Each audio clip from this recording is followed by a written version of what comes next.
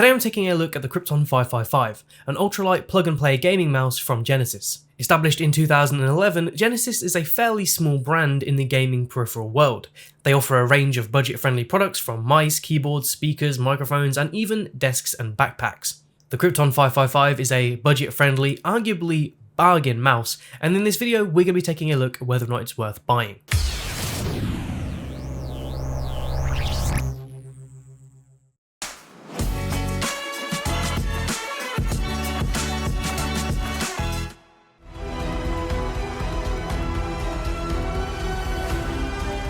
So the Krypton 555 from Genesis. This product is currently only available in the US and EU and retails for $25 or 23 euros.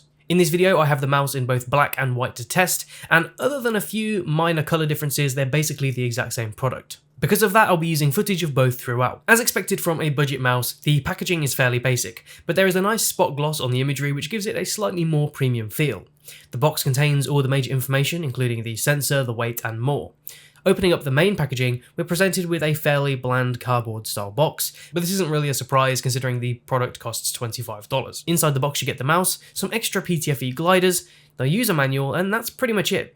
Now the user manual that's included is incredibly limited. It basically just says download the software from our website. It's not very helpful and it doesn't really go over any of the features of the product. The Krypton 555 features a 1.8 meter USB 2 Type A abrasion resistant paracord style cable. The paracord cable here is nice and flexible, and comparing it to the braided cable on the Raise the Death Adder V2, you can definitely tell that the cable on the Krypton 555 is softer, more flexible and lighter. I mentioned earlier that the white and black mouse only have minor differences. Well, one of those differences is the fact that the white mouse has a slightly grey and white checkered cable, which looks pretty nice actually, whereas the black version just has a completely black cable. Other than that, they're basically the same. So what are my first impressions of the mouse? Well, honestly, you can tell it's a $25 mouse. The ABS plastic construction feels cheaply made, but considering the price, this isn't something you can criticize too much. The mouse does feature a honeycomb design, which is supposed to bring down the weight. On the box and on the website, the mouse weight is listed as 70 grams, but on my scales, it comes up as 77. Now, some of you may be wondering if it's the cable adding a bit of extra weight. Well, I actually took the cable out of the mouse, and without the cable, the mouse still weighs 75 grams. So 5 grams over the listed weight. So say my scales are 2 grams out, you're still 3 grams over, which is quite interesting because when I first picked up the mouse, I did think it felt a little heavy. So I've been using the glorious D- quite a lot, and that weighs around 65 grams, and there's a big difference between the two. So it looks like the mouse is a little bit heavier than the advertised listing, but does it make much of a difference though when gaming? Not hugely, and paired with the lightweight paracord cable, the mouse still feels great anyway. Looking at the size of this mouse, it's 12.8 centimeters long, 6.8 centimeters wide, and has a height of 4.2 centimeters. With an ergonomic design aimed at right-handed players, the shape of the mouse feels great when using fingertip grip, palm grip, and claw grip. As I mentioned, I've been using the glorious D- recently, and this is a lot smaller. But the Krypton 555 still feels comfortable in spite of that larger size. And I've really enjoyed using it for gaming, the size definitely hasn't made much of a difference. And compared to normal mice, this is pretty much the same size as a Raise the Death Adder V2. And just for reference, my hands are around 18 centimeters long. For a $25 price point, this mouse has actually been really enjoyable to use, especially when I've been playing Rainbow Six Siege.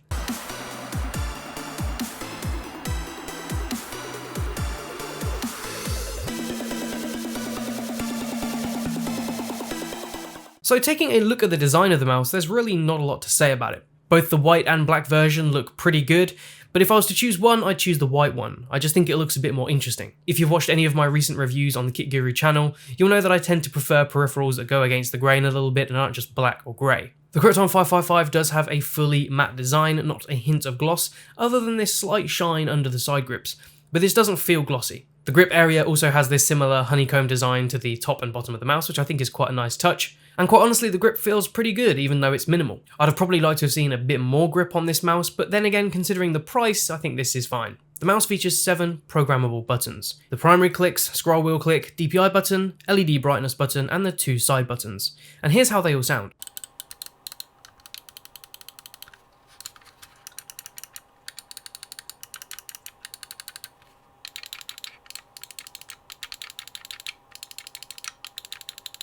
The side buttons are a great size, they're really easy to feel for, and they're not spongy either, which is something you see on cheaper mice, so that's good. The scroll wheel is just okay, I wouldn't say it's great, there isn't much resistance at all, and I think it's a bit loud. The ridges are also quite shallow, so there's not much grip either. The DPI and RGB buttons on the top of the mouse are nothing special either, and they do feel quite cheap, but they get the job done. And again, when you consider the price of this mouse, all of the buttons work fine. The two primary buttons feature KL switches rated for 60 million presses. These definitely don't feel as snappy compared to more expensive mice, but again, I've had no issue with them. There is quite a lot of pre and post travel on this mouse, and the buttons don't feel particularly fast or responsive either, so they do feel quite slow.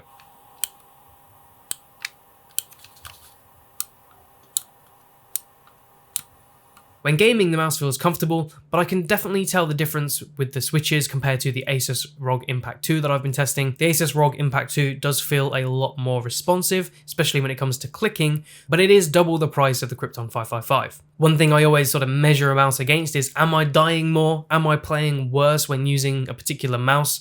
And to be honest, no, I've had no issues using the Krypton 555. It's not made me play any worse. It's been fine. So if you're a gamer on a budget, this could be a great option. So looking underneath the mouse, we have two pretty large PTFE gliders for smooth movement. On my mouse mat, this has felt great with no friction or scraping at all. The sensor used in the Krypton 555 is the PixArt 3333 sensor that supports 200 to 8000 DPI. By default, the mouse gives you 6 different DPI steps, which is a lot more than you get with some other mice. And for those of you who like your specs, the sensor offers 300 IPS tracking speed, 35 Gs of acceleration, and combined with a 1000 Hz polling rate, this is going to offer some pretty good performance when gaming or when doing pretty much anything, especially when you consider the fact that this is a $25 mouse. So $25, KL switches, paracord type cable, decent sensor, good ergonomics. The mouse even has built-in memory and will save your DPI and lighting settings if you plan to use this on another computer. So let's talk about the RGB, because this is one of the things that I don't like so much about the mouse. So this mouse features what Genesis calls Prism RGB. The scroll wheel, the Genesis logo inside the mouse,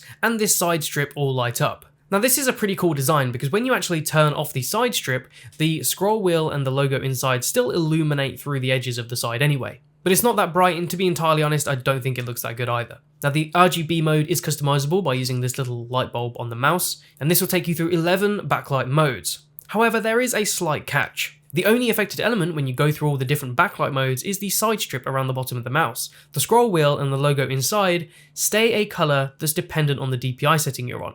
For example, say you're on 1600 DPI, that's automatically set to green on the RGB, which means that if you're on 1600 DPI, it's always going to be green. Now you can customize this in the software, so you can go in and change 1600 DPI to red or blue, whatever color you want, but the side strip won't change with it.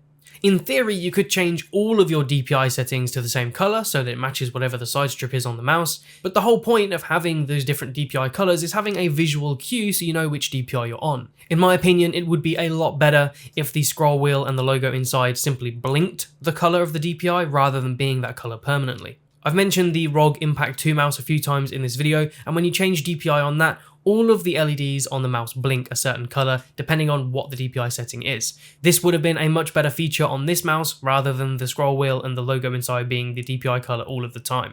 And I've got to say, I'm not a huge fan of the Genesis logo inside the mouse. It's covered up by the honeycomb design, so it doesn't look that good anyway. But that is just my opinion. You may like it. When you remember that this is an extremely budget mouse, the RGB is okay, and to be honest, we're lucky that we get anything like this at all. And that's pretty much it for the mouse itself. So before I wrap up this video, let's take a look at the software that's included. On the left hand side, you have your user profiles. And from here, you can create a ton of different profiles. I tested this up to 40 and it was still going, so you can have a lot.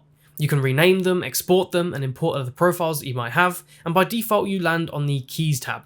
And here you can program all of the 7 buttons. You can set them as sniper keys, shortcuts, multimedia keys to run macros, and more. And from the Performance tab, you can set up 6 different DPI settings, or go as low as 1 if you want. Each of these are configurable up to 8000 DPI and as low as 200. You can also set the polling rate from 125 Hz to 1000 Hz, and you can set the mouse movement speed, which is basically like the Windows tracking speed. I just left this on default. You can also adjust the mouse scroll wheel speed. Now the scroll wheel already has little resistance, so I actually turned that down a bit. And next we have the double click speed. Again, left this on default, and the key response. This is essentially the time delay between when you click and when your PC receives the data. So assuming these are in milliseconds, you can set this between 4 and 26 milliseconds.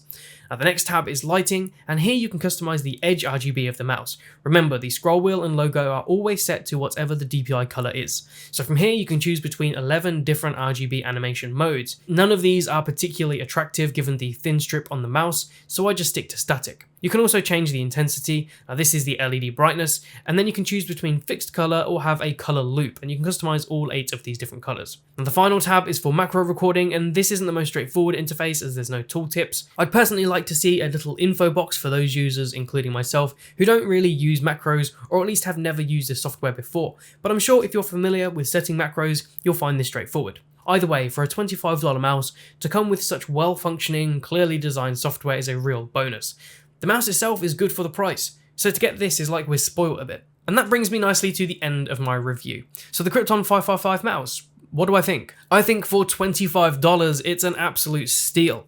Decent performance, chaos switches rated for 60 million clicks, great sensor for the price, and even well-made software to customize your mouse even more. Sure, it may have a slightly cheap feel, but for $25, we're not expecting anything out of this world. And for what you do get, it performs well. So that's it for my review of the Krypton Genesis 555 mouse.